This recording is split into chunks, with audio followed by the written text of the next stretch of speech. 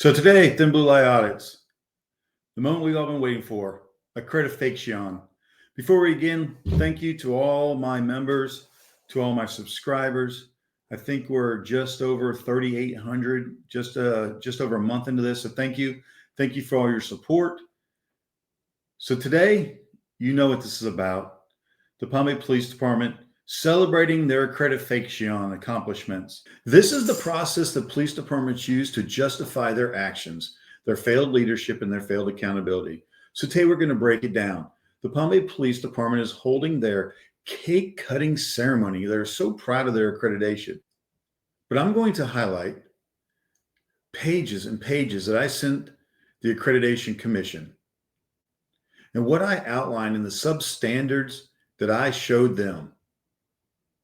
But yet, Palm Bay Police Department still got accredited. Why? Because it's a scam. AccrediFAKEtion. A system where cops protect cops. You help me today, I'll help you tomorrow. In return, free pay, free food, free lodging, free vacations, conferences, all so they can protect each other. I'll break down the process, how the system works, and show you once again failed accountability. As a retired deputy chief, as an FBI National Academy graduate, and in 2022, I oversaw our accreditation process. So I know the secrets, and I'm willing to expose those. So this is the City of Palm Bay Police Department Facebook. We're grateful to the City of Palm Bay for recognizing our recent Excelsior status accreditation. They're actually holding, you can't make this up, they're holding a cake cutting ceremony before council tomorrow. So they're so proud of their accomplishments, but I'm going to highlight what they accomplished in the past 3 years. And you're going to see that no matter what, agencies will get accredited. It doesn't matter what they accomplished in the last 3 years. You see, agencies only have to be good for 3 days. They could be jacked up, totally screwed up for 2 years and 362 days, as long as they're good for 3 days. That's all they have to be. And we'll talk about that. So this is the Florida Accreditation website for both law enforcement and corrections. And you'll see that they have several little tabs here. And one of their tabs is the standards. They actually have a standards manual that literally breaks down all of their standards. And the standards are broken down, and they'll talk about proofs of compliance, which we'll discuss, but it'll tell each standard what it takes to pass. So this is the email that I sent to the accreditation team on August the 11th. And I explained my position as a previous deputy chief.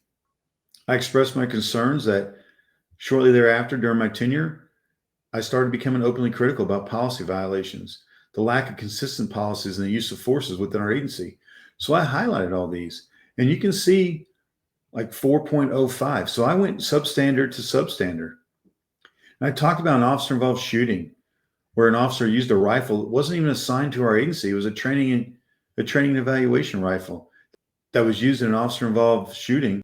I talk about 4 specific use of force cases where officers, I believe, used force that were covered up, including an officer, Derek Mitchell, who tased a gentleman off of a moving motorcycle, a clear violation of policy. And Chief Augello refused to terminate this officer, refused to seek charges to the state attorney's office. And then months later, he again tases another gentleman named Thomas Farley off of a fence line, where you can hear on body camera the sergeant says that she does not have charges. Ultimately, less than a year later, Mr. Farley will succumb to his injuries. I talk about Commander Spears, who receives information that a sergeant, allegations of sex on duty with a coworker. He doesn't even investigate it. He simply moves the sergeant to another part of the city. The allegations were that the sergeant was turning off his GPS, turning off his computer, hiding his location while he would go over to the female officer's house. Yet Commander, now Deputy Chief Spears, didn't even investigate the allegations. I talked about the hiring practices, the inconsistency, how Chief Augello demanded one of our commanders to hire a certain person for a logistics manager spot because she had ties with the Palm Beach Police Department. She was a previous commander. No matter what the outcome of the interviews, or no matter what the outcome of the process, she will be selected. Clear violations of the accreditation process. He would later tell another commander to hire his son's girlfriend, living girlfriend, baby mama, to an open property management evidence position. And then when she failed to properly prepare, he became irritated and told that commander, never mind, just hire whoever. Clear violations of the standards of accreditation. Clear violations. I discussed how Chief Augello appointed a mental wellness coordinator from an agency that we had a contract with, his personal therapist, breaking client-patient relationship, where she violates her code of ethics and is employed by her patient without any hiring process, where the two of them negotiate their salary through personal cell phones. He then provides her a 10% raise due to her training and experience. Yet within the next year, she'll be sent to 4 conferences throughout the country in excess of $12,000 to train her. And then to come to find out, she was never a licensed therapist. I discussed how we hired police officers that failed psychological tests from other agencies, were unable to get hired by those agencies, yet we put them through our background process, sent them to our psychiatrist, and boom, they passed, and we hired them. Those officers have been involved in what I believe to be excessive force cases. So as a deputy chief, my accreditation manager, she approached me, outlining a series of concerns that she had with our training program, that we were conducting training without lesson plans, with outdated lesson plans that were 6, 7, 8 years old, that had a chief's name on it that was long deceased. We were doing training without lesson plans. And these are major violations when you're talking about accreditation. Training is one of the biggest standards that must be upheld. But my own accreditation manager approached me and had great concerns about our lack of accountability in lesson plans, rosters, the training itself. I highlighted these concerns as well in my letter to the Accreditation Commission. I asked the Accreditation Commission to look at several of our SWAT training days, because the SWAT team will say that they're training, but they'll be attending functions like Reindeer Run, which is essentially shop with a cop. The multiple times that the chief had them fill the council chambers to intimidate me while I spoke at public comments, they were supposed to be in SWAT training. I highlighted the lack of proportionality from our police officer leaderships to the community they serve. In a population of 20% African American or Black, 20% Hispanic, the Palm Beach Police Department has zero minority command staff members. All white males, majority of them SWAT. Because the selection process isn't fair. Chief Augello and command staff, we promoted on loyalty, not merit. Talk about performance evaluations. The very paperwork that tells officers how good they're doing. We were 3 years behind on performance evaluations. Another major standard that we were behind, that we lacked. Documented, email after email from HR telling us how far behind we were with our performance evaluations. In 2024, we were still doing evaluations from 2021 and 2022. Clear substandards of the Accreditation Commission standards that are outlined in their manual. I highlighted that Commander Spears, now Deputy Chief Spears, submitted a performance evaluations on my desk that had showed zero deficiencies for Hispanic female, yet Yet he recommended termination. And I was like, no, you have zero document deficiencies. You have zero documented attempts to train this officer. Absolutely not. But after harassment after harassment by her supervisors and Commander Spears, she understood. She got the memo. She ended up resigning, getting out of law enforcement. Another case of discrimination by the top leaders in law enforcement. I talked about violations of the pursuit policy. These are some of the high liability things that we have to train on every year. These violations are some of the highest violations you can have during an accreditation process. When Derek Mitchell tased Esteban Morris off of a moving motorcycle, he pursued the motorcycle for 2.5 minutes. Yet we as leadership failed to even acknowledge it was a vehicle pursuit. When Officer Rollins chased Tamara Hatcher 1.3 miles to her house, kicked in her door, is seen on video, choking her, striking her while she's in handcuffs.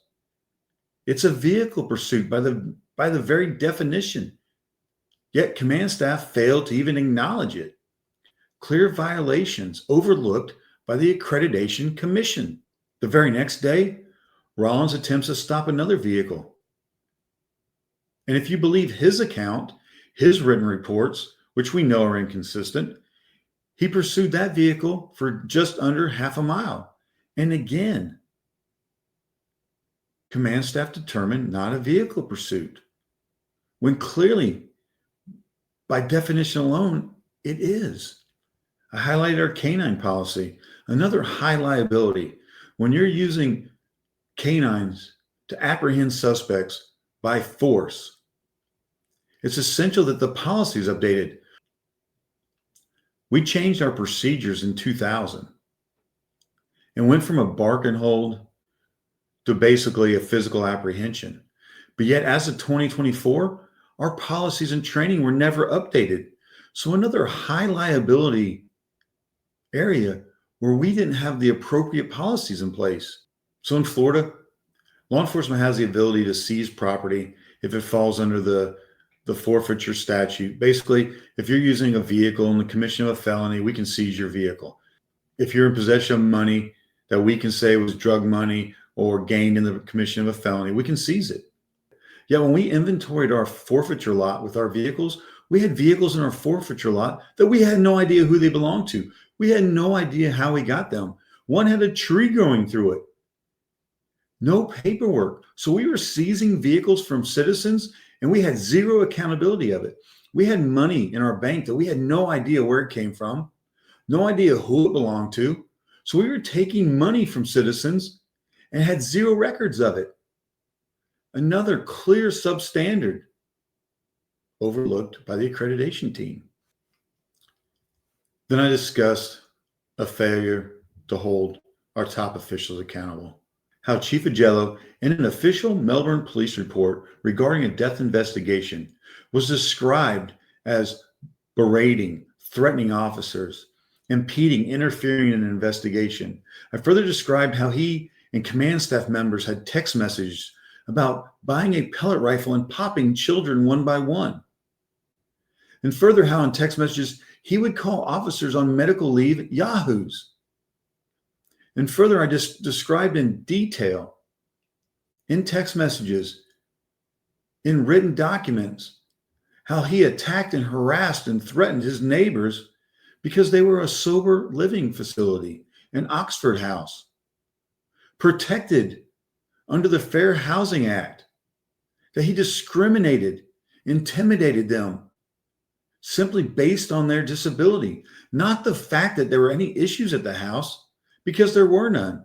185 times in 9 months, Chief Augello sent officers to the house to intimidate, threaten, and discriminate against his neighbors.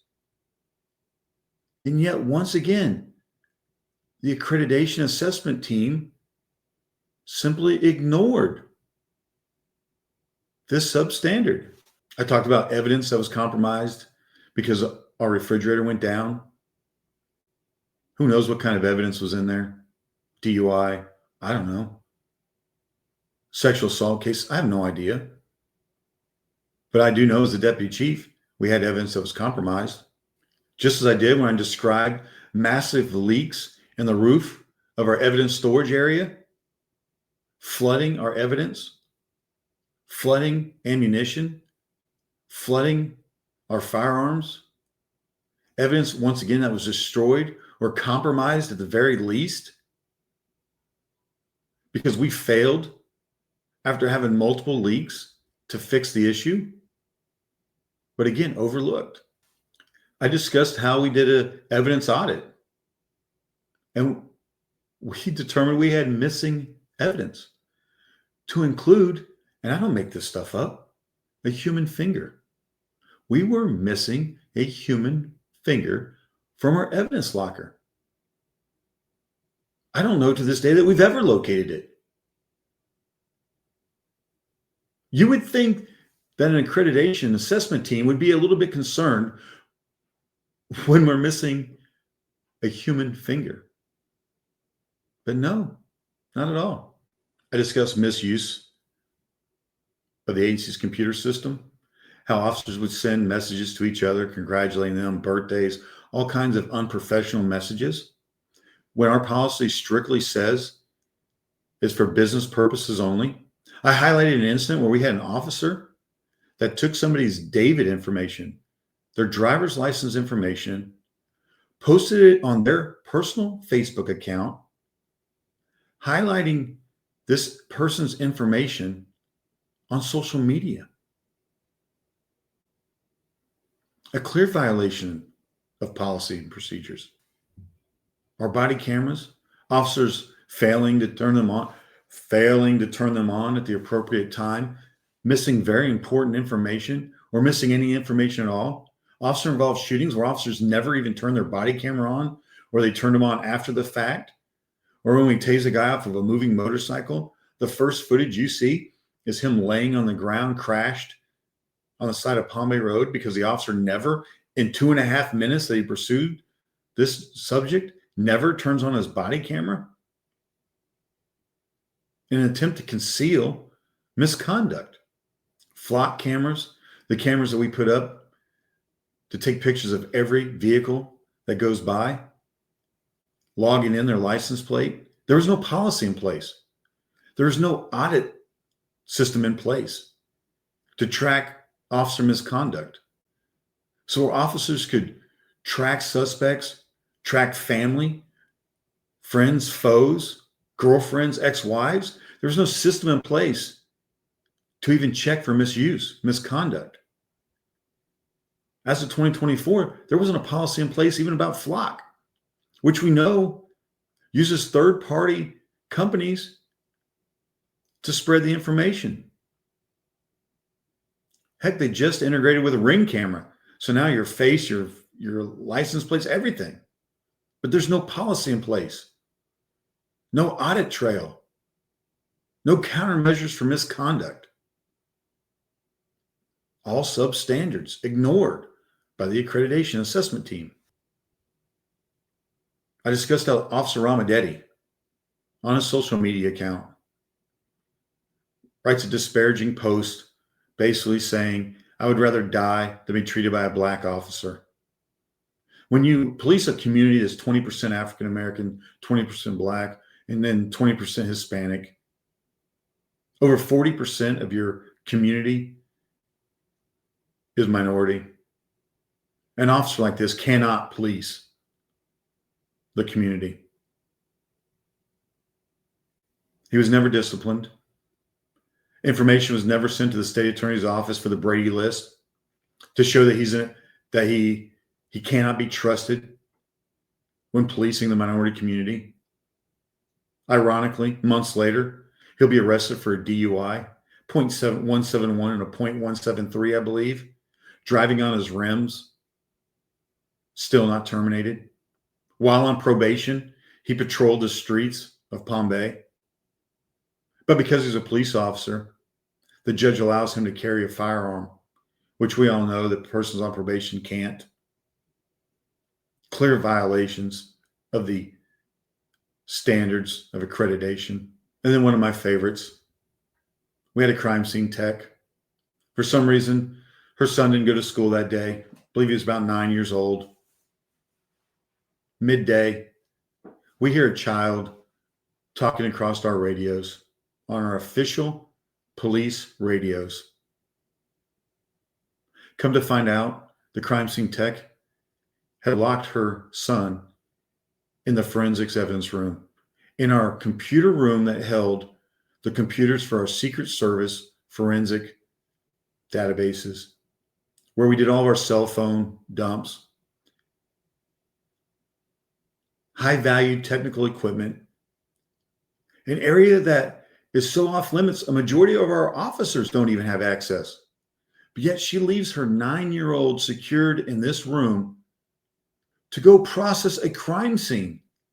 I don't make this up. To go process a crime scene. While he's in there, surrounded by very sensitive information.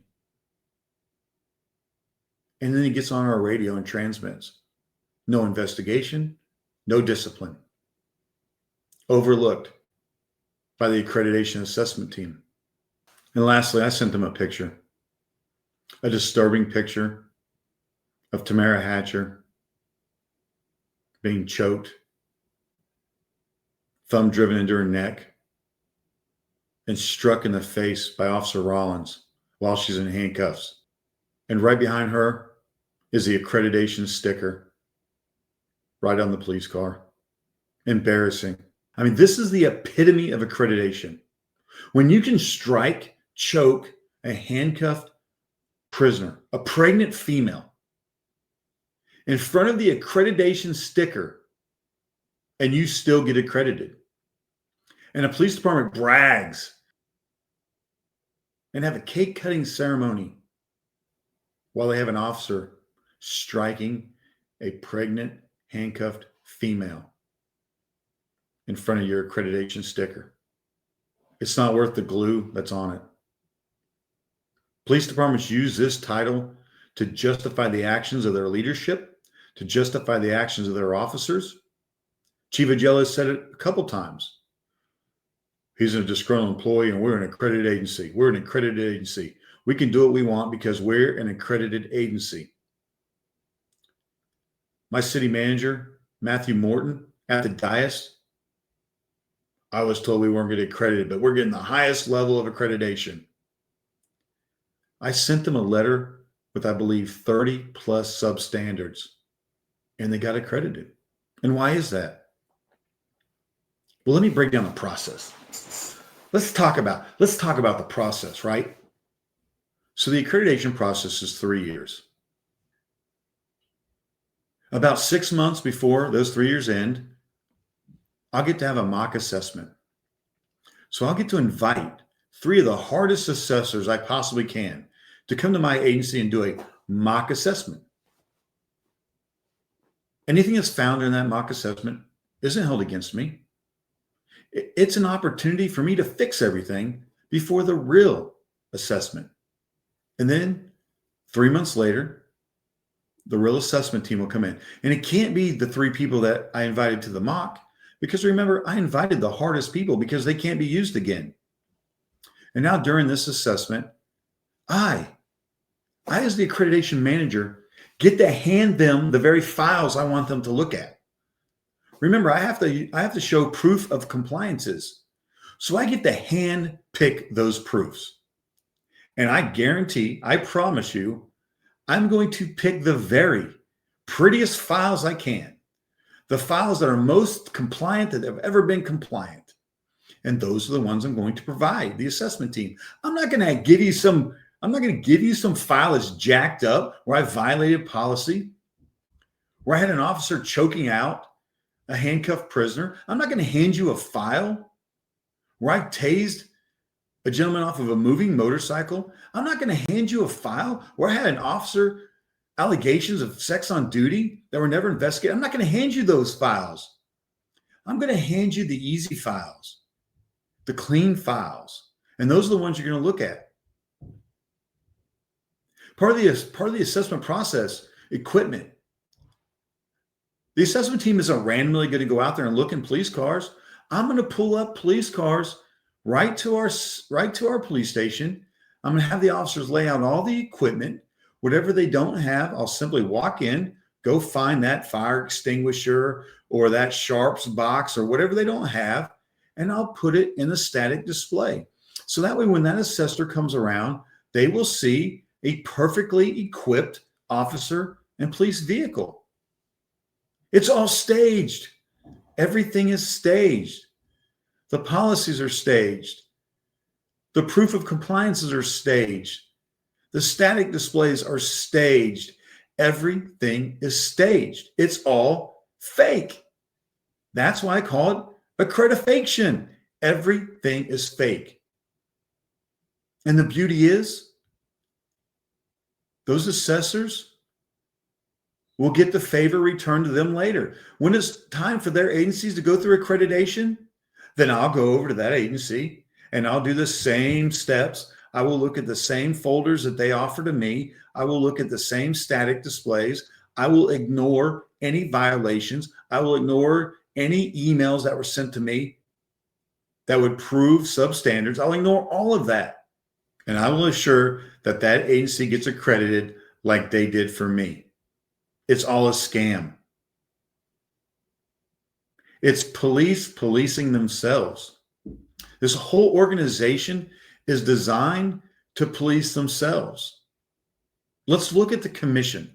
Let's look at the breakdown of the commission. And two, this should be very concerning because one, they all got my email. They all got my email. I emailed them, each one individually. I sent them an email. I even asked them, please let me come speak on behalf of the citizens of Palm Bay at the conference. Let's break down these individuals. So this is the commission. Inspector General Dawn Case. She's from Florida Department of Financial Services. Chief Brammer, Florida Atlantic Police Department. So you have a chief on the commission. Joyce Shanahan, City of Ormond Beach. Then you have a judge, Honorable Robert E. Long. So a judge read my email. Chief Geisenberger from Pinellas Park got my email. Sheriff Billy Woods from Marion County got my email. Director Simon Blank, Director Division of Investigative and Forensic Services, got my email. Marion County Board of County Commissions, Kathy Bryant, got my email. Sheriff Michelle Cook, she's the Clay County Sheriff's Office, she got my email. Sheriff Robert Hardwick, St. John's, got my email. Chief Hawthorne, Gulf Breeze Police Department, got my email. Chief Smith, Punta Gorda Police Department, got my email. Sheriff Bill Leapier, he's the chair for Nassau County Sheriff's Department, he got my email. Inspector General Julie Letheris got my email. And Chief Esquez out of the Tampa International Airport. They all got my email. And not one of them was concerned of the 30 substandards. Not concerned that our SWAT team killed a gentleman with a rifle they were not authorized to use. Not concerned that we were tasing individuals off of moving motorcycles. Not concerned that we killed a gentleman unlawfully by use of taser. No charges. Not concerned that we left a 9-year-old locked in our forensics computer room so his mom could go process a crime scene. Not concerned of the policy violations, not concerned of the lack of training, not concerned with the outdated training policies, not concerned that we didn't even have training manuals on some of the stuff we were teaching, not concerned with any of it, not concerned that we had a chief of police in a written police report intimidating, threatening, impeding in a death investigation.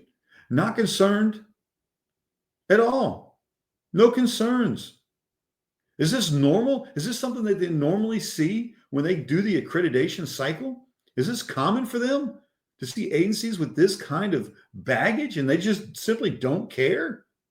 Failed accountability, failed leadership. So again, 14 pages, 30 unsuccessfully met standards, and yet Palm Bay Police Department is accredited. But this is common. Don't be fooled. Police protecting police. That's the system that's in place. So I've spoken about accreditation assessors, free money, free food, free lodging, free vacations. So let me break it down. So if I get chosen as an assessor, the police department that I will be inspecting, let's just say, they're going to pay for my lodging. They're going to pay me per diem. They're going to pay me food. I'm going to get a gift basket. Going to be some cool stuff that they're going to give me. They're going to give me some thank yous. They're going to give me all kinds of good stuff. And then I get to attend the conferences.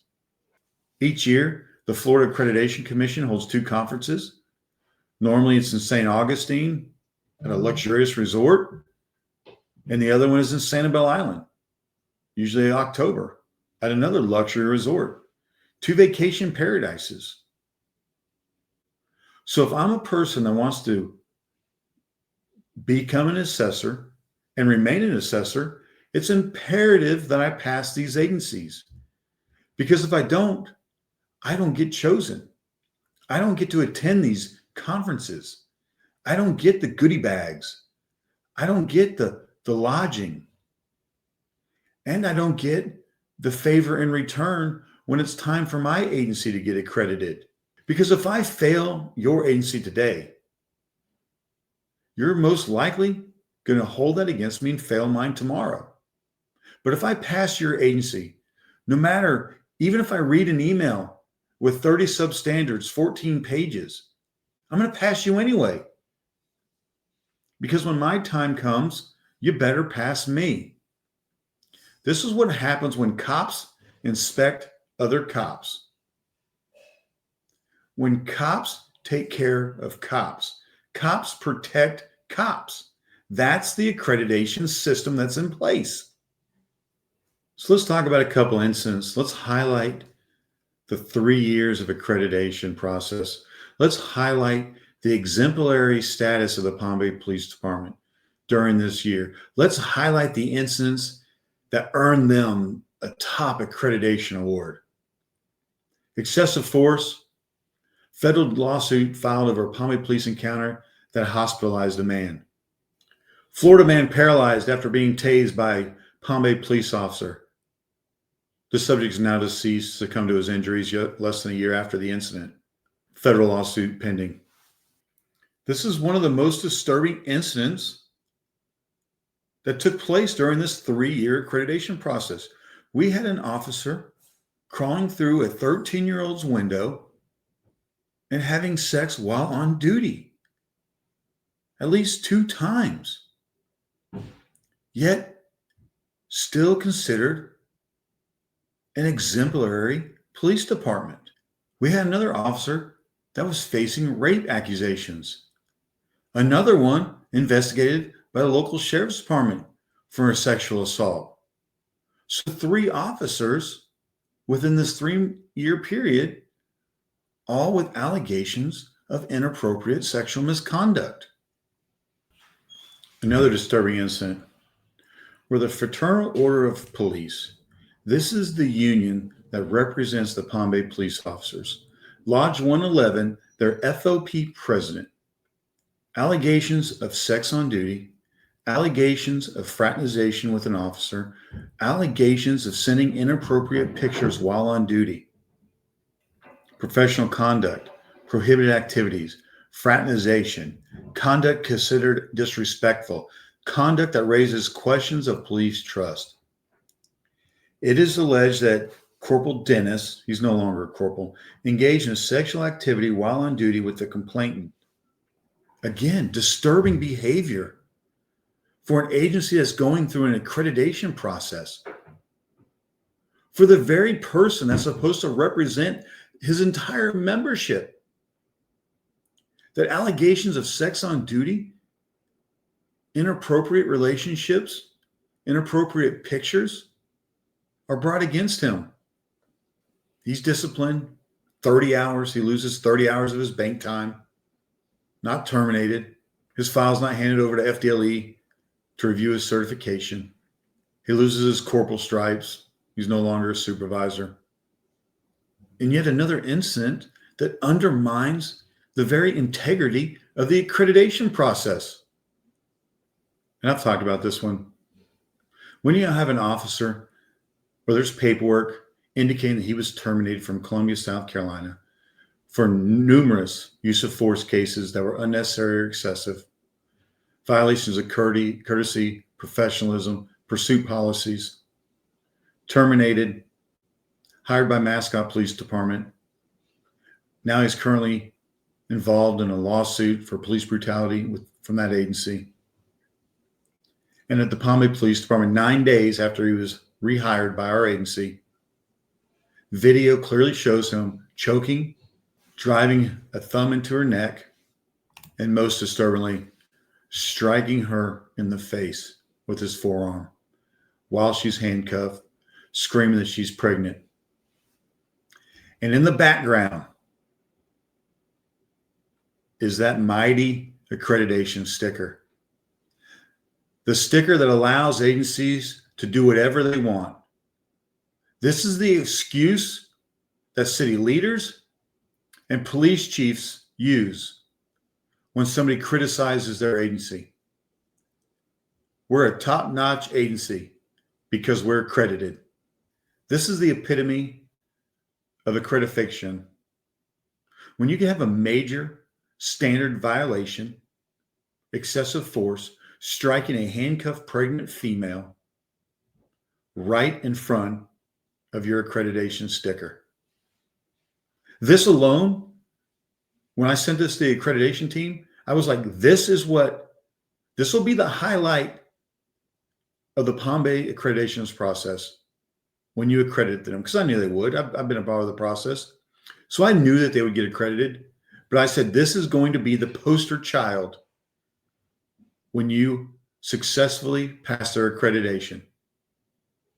And here we are today. So let's all congratulate the Palm Bay Police Department. A job well done. They were superb for 3 days. Absolutely screwed up for the other 2 years and 362 days. But for 3 days, they were perfect. Congratulations. Enjoy your cake. Thomas Farley won't enjoy his because he's dead. Esteban Morris won't enjoy his because he was hospitalized, being tased off of a moving motorcycle. Tamara Hatcher choked and struck in handcuffs. She won't enjoy any cake, but you guys enjoy your cake. You've deserved it. You were able to successfully fake once again at being a top-notch agency.